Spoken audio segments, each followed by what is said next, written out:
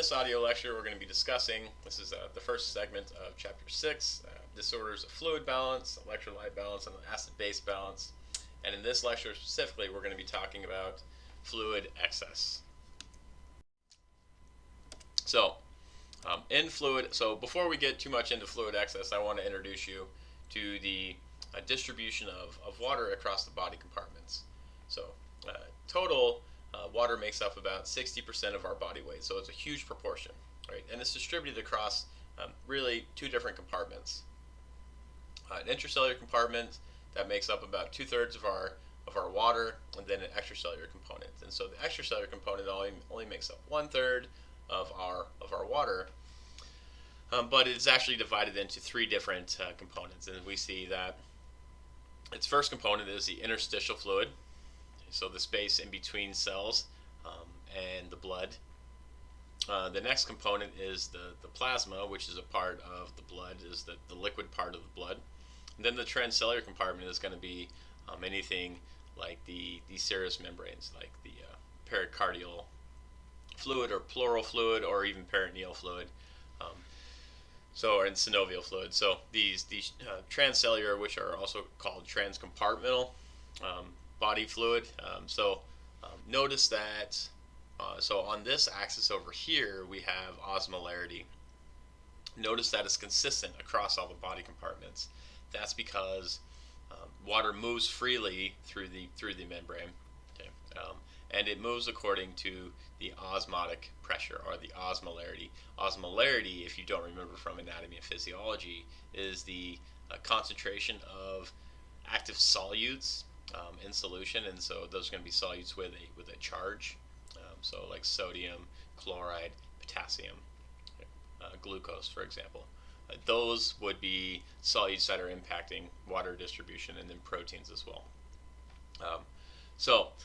Notice that this is about 280, so it ranges between 280 and 300 milliosmoles, and that is consistent across all the body compartments. Okay, so even if this osmolarity was lower, that would be reflected in the extracellular water as well.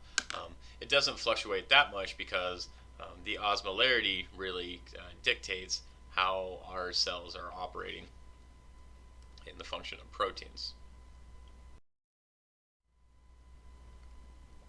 So when we talk about water, we need to talk about fluid balance.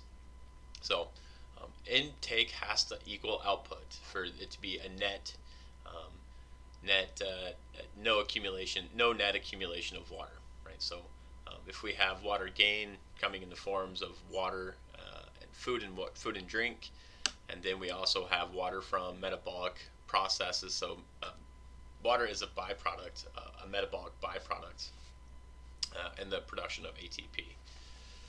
So you see this, and you can see that we get a net water gain of 2.5 liters per day. So to say neutral in our fluid balance, we would need to excrete 2.5 liters a day of urine. Okay. And so we see that water leaving in the skin, in the lungs, in the urine, and the feces, right? So we have these various forms of water loss, and note that traditionally the water loss equals the water gain, right? So if you drink less water, you are likely going to become dehydrated. And then if you urinate more, you may excrete a little bit more, and you might be in a fluid deficit, right? So we could have fluid excess or fluid deficits when an imbalance results from the difference between water gain and water loss. So the first type of fluid excess that I'll talk about is when fluid shifts to the interstitial compartment. And so this fluid can shift to the interstitial compartment through just a natural process of things, right? So hopefully you remember an image that looks something like this. This is capillary exchange. And so if we have this capillary exchange, so remember that that's how we get resources to our cells so that they can produce more ATP and perform the functions that they need to. We have a higher hydrostatic pressure on the arterial end, and this hydrostatic pressure decreases as you go across the capillary bed because the volume is leaving, and also the length of the tube is also reducing the pressure as well. One thing that doesn't really change is this symbol pi here. This represents colloid osmotic pressure, and colloid osmotic pressure is a fairly consistent thing, right? So if colloid osmotic pressure stays consistent because its proteins are too big to escape through capillary beds generally, we move from a filtration at the arterial end to an reabsorption at the capillary end, at the venous end. And so this process normally occurs, but when we get disruptions in the colloid osmotic pressure or hydrostatic pressure, we can see disruptions in the capillary exchange and the fluid buildup. So so this is the hydrostatic pressure. If hydrostatic pressure goes up on this arterial end, okay, now we're going to see that we're getting more filtration. Now the colloid osmotic pressure isn't enough to really compensate for that, so we're going to get a buildup of fluid inside of this space here. And so this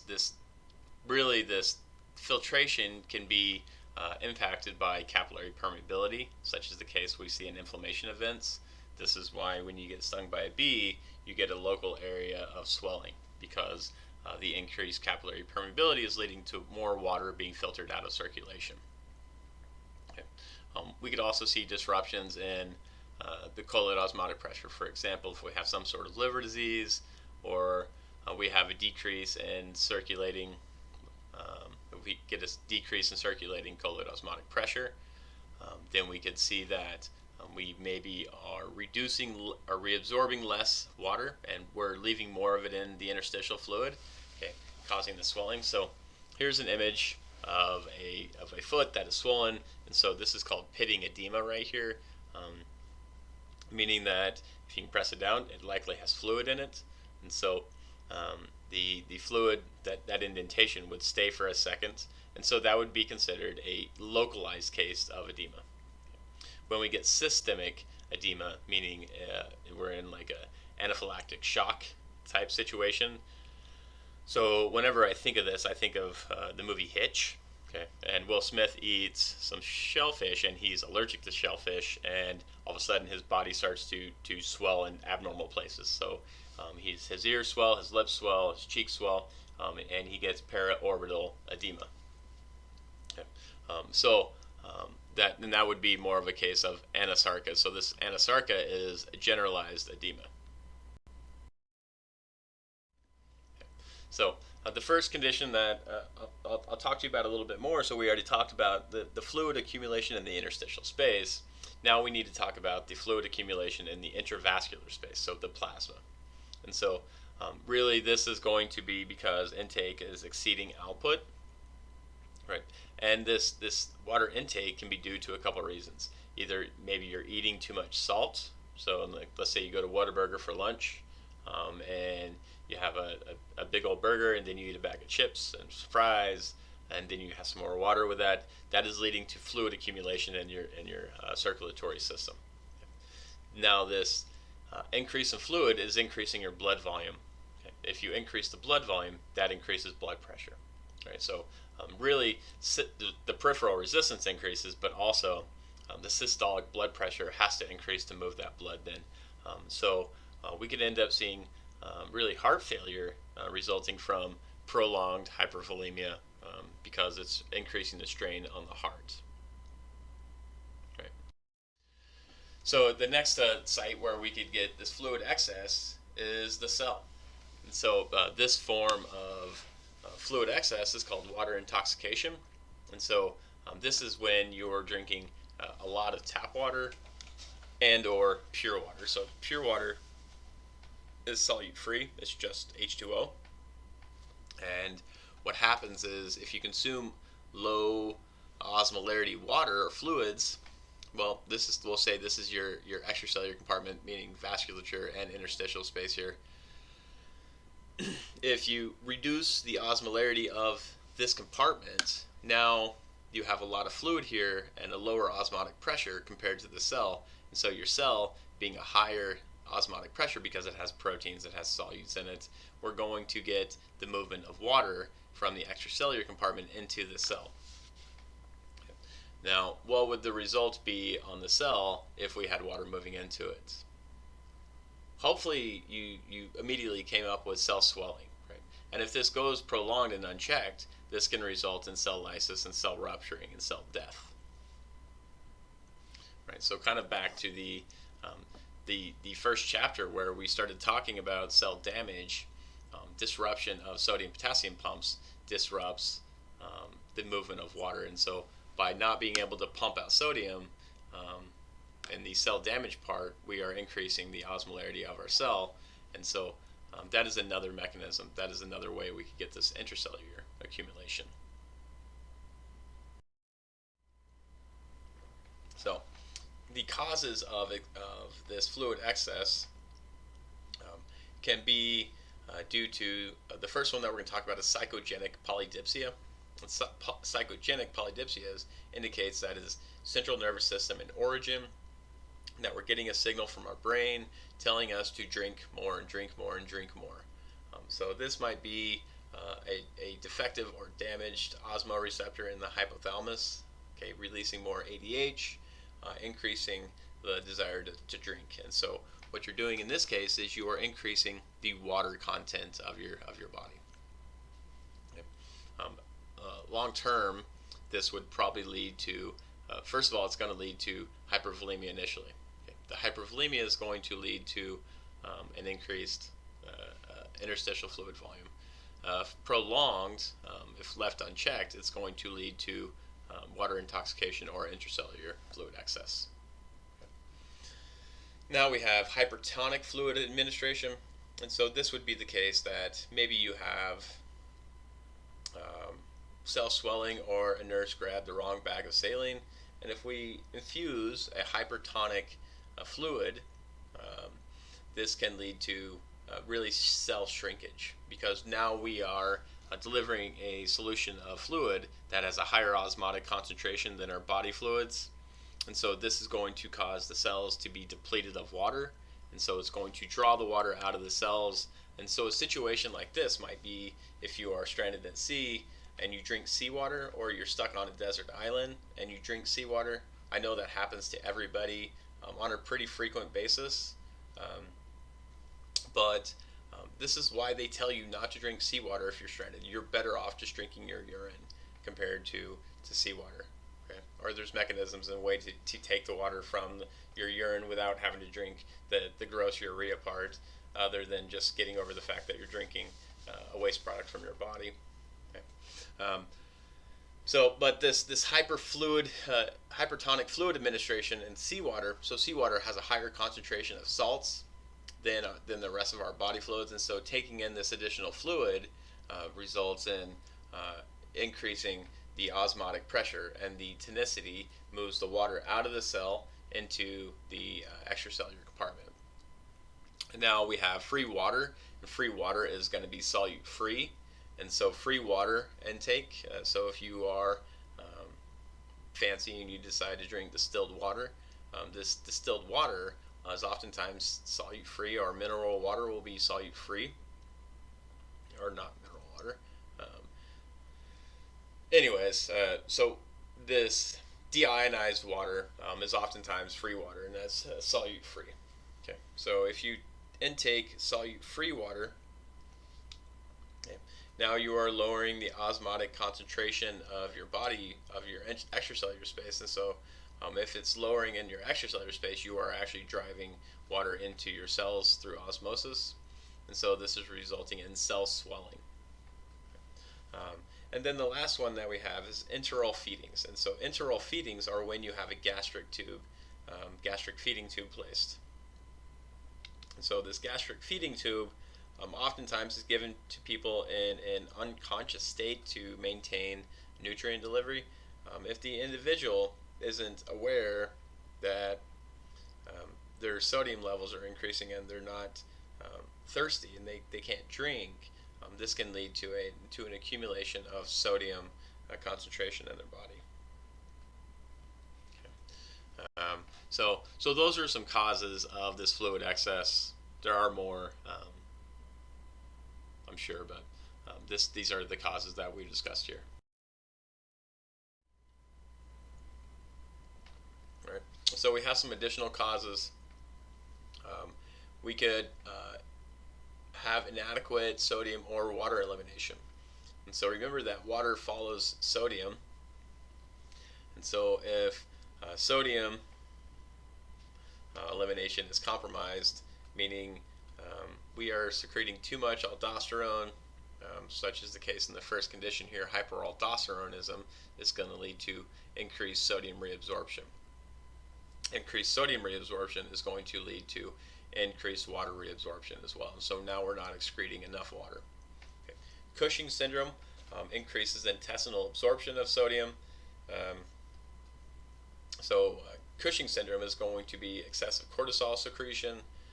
Cortisol again increases sodium retention or absorption in the intestine, leading to an elevated sodium concentration. This is going to lead to an increased fluid intake or fluid reabsorption. Now, this one is really interesting, and hopefully you were already introduced to it in your anatomy and physiology class, but syndrome of inappropriate antidiuretic hormone. So this is the inappropriate secretion of antidiuretic hormone, which, if you remember that antidiuretic hormone, the function of ADH is to increase water reabsorption in the collecting duct and the distal convoluted tubule. So this syndrome of inappropriate antidiuretic hormone is not, so ADH is released at inappropriate times, as the name would suggest. So syndrome of inappropriate antidiuretic hormone secretion.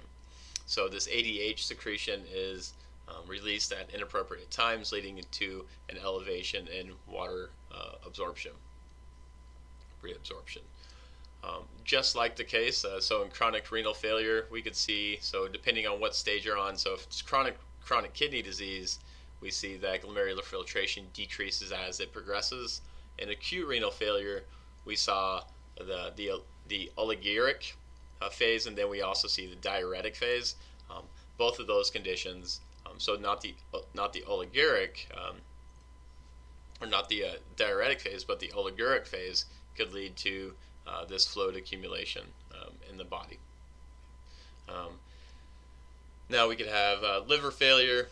So liver failure, the problem with that is that you aren't producing the proteins, specifically albumin, to increase colloid osmotic pressure. Right. So now you aren't effectively removing that fluid from your interstitial space, but it's there, it's accumulating. The lymphatic circulation, lymphatic return is limited at best, and it only returns about 15% of normal capillary exchange, and it can't really be increased too much because it doesn't have any pumps. Now, if we have heart failure, now we don't have the driving force for glomerular filtration, right? So you need the driving force for GFR to occur in the first place. If the heart stops working because now its pressure is too great, meaning if the blood volume is increased too much and it's requiring too much effort by the heart, now it is going to be compromised and going to impair renal function as well, just like we saw with heart failure, congestive heart failure. Okay. So manifestations of this fluid excess include peripheral edema. This is going to be peripheral edema right here. Paraorbital edema, just like I was mentioning with the Hitch example from the movie. His eyes got something like this, and this isn't a histamine response here. So in this case, this is an SIADH syndrome. Anasarca, okay, is generalized edema. This you see edema. So you see this generalized swelling, you see peripheral edema, paraorbital edema, cerebral edema, and the issues with cerebral edema is it's applying pressure to our brain at that point. Okay, we can see dyspnea occurring because now we're getting a pulmonary congestion. And then we could get an irregular pulse, meaning it goes up really high and it goes down really low, because now our blood volume is going to be altered. So some more manifestations. So tachycardia. So as you increase blood volume, you are increasing venous return.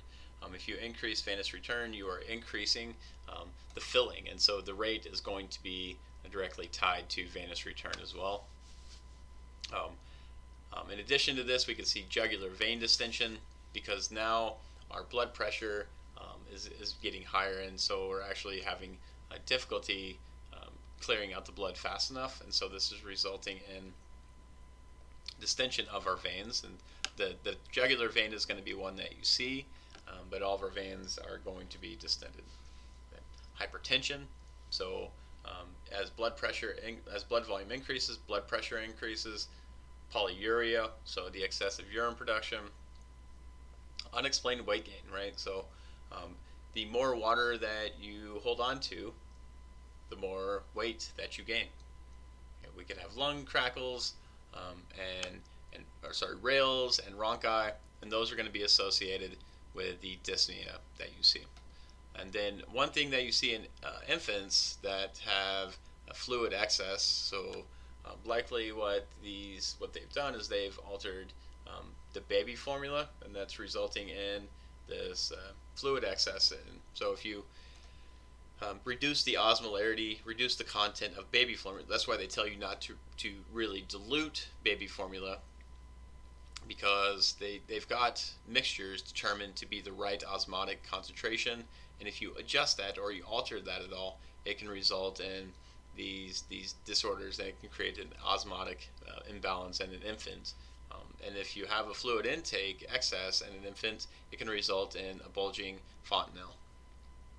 So a fontanelle is the soft spot on a baby's head, and this is directly affected by an excess of fluid. So how are you going to diagnose this? You're going to be collecting a patient history, physical examination, looking for any of the manifestations we were just talking about. Okay. You are going to be monitoring weight daily and fluid balance daily, so you might even create a log telling how much water you just drank. And it's kind of difficult to monitor urine production, but in the hospital after pregnancy, after childbirth, they will have the mother urinate into a collection device, and this allows them to monitor how much fluid they're outputting, and then balance that against fluid intake as well.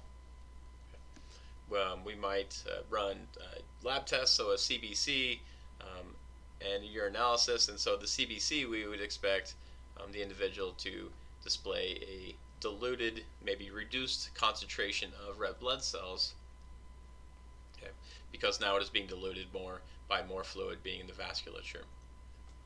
And in urinalysis, we're going to be looking for really this dilute urine. Okay, we're going to be looking for low levels of electrolyte and then a high volume of urine. And so, anytime you see this fluid excess, you're going to be thinking that you have blood that is dilute.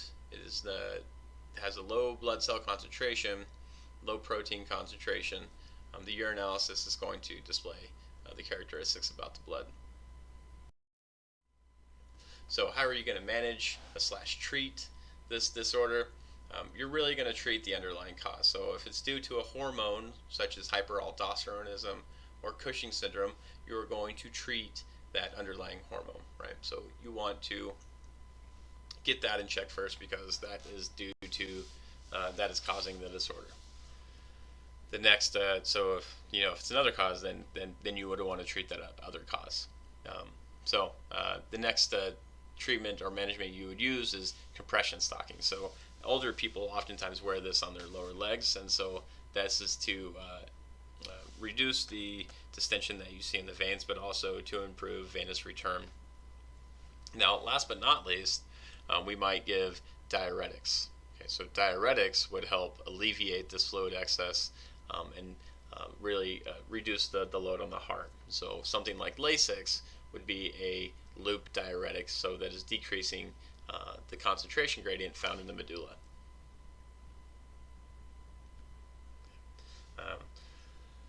Some other mechanisms. So you want to restrict fluids and restrict sodium intake. So oftentimes people with high blood pressure are held on a low sodium diet, and the same goes here. So people with fluid excess would want to restrict how much sodium they're intaking, because that sodium is going to attract more water in the state.